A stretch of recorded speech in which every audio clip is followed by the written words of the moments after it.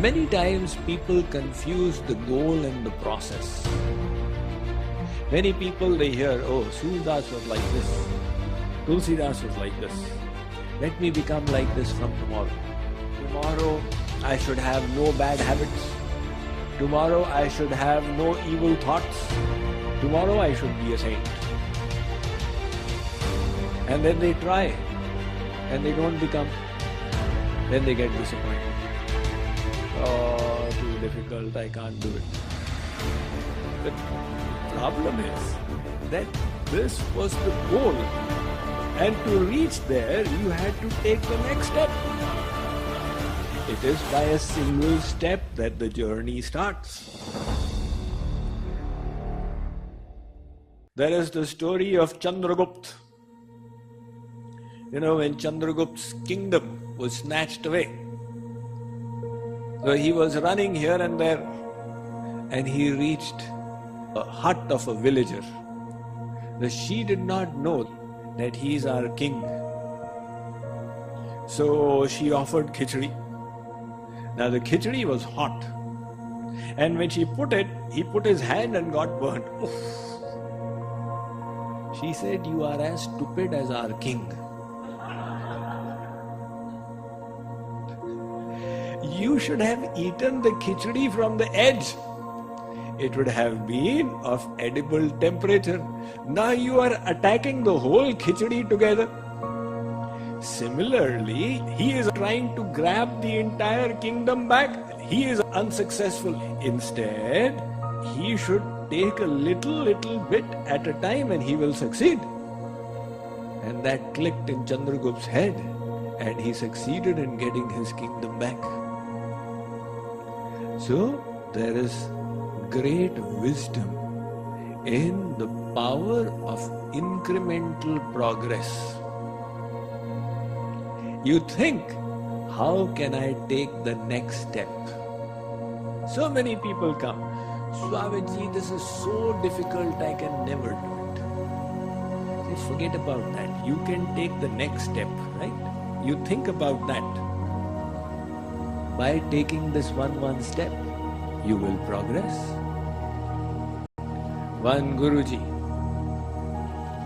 he was in his ashram in the Himalayas, and he told his disciple, you know, there is this Baba who lives there, you go and bring him with you. Disciple said, Guruji, how will I go in the dark? Guruji gave him the lantern here. So he said, Guruji, this is throwing light only 10 yards away. And that Babaji whom you are asking me to call, his hut is 1 mile away. How can I use this to go 1 mile? The Guruji said, Beta, it is throwing light 10 yards away, right? So you can go 10 yards. And when you go 10 yards away, it will show another 10 yards light. Then you go that much, it will show another 10 yards and you will keep walking. Now if you wait until you can see the entire mile, you will keep waiting. This is like the person who waited for all the traffic lights to turn green before he would start from his house. Forget about all the traffic lights turning green. You think about how you take the next step. One clockmaker, he made a grandfather clock. And when he was about to put it in motion, he heard a sigh. He said, who was that?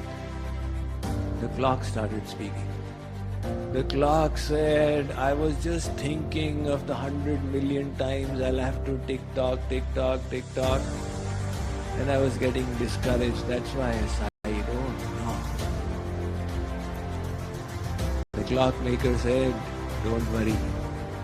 You can just do it 1 tick-tock at a time. So he put it into action. Just do 1 tick-tock at a time and started off. And it has been doing tick-tock, tick-tock since then till today. So similarly, you don't have to attack the whole problem together. You only have to attack the next step. How do I take the next step? Your goal is perfect renunciation. But the means for reaching there is Karma Yoga. Everybody has their gunas, their modes. Somebody by nature is a teacher. Somebody by nature is a worker. Somebody by nature is a business person. Now you say, okay, you don't work according to your nature. You go and live in the ashram.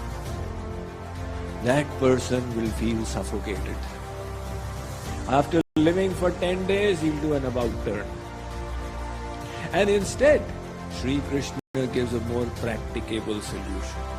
He says, keep working in accordance with your modes, Arjuna. You are a warrior. That is your nature. Now, if you artificially become a sannyasi, you will feel suffocated. Instead, you be a warrior and take your mind to God. One woman went to Ramakrishna Paramahans. She said, I wish to go and live in Vrindavan. Ramakrishna Paramahans said, that is all very well. But your mind is attached to your child who is living in Kolkata. You will live in Vrindavan and you will do chintan of your child. So you will mentally not be in Vrindavan, you will be in Kolkata. Instead of that, you live in Kolkata and take your mind there. And that is what Sri Krishna is saying. Be a karma yogi, do your karma, but take your mind there. And slowly, slowly, slowly, as your sadhana fructifies, then like the ripened fruit falls off from the tree, you will become detached from Maya. And you will automatically reach the state of perfect renunciation.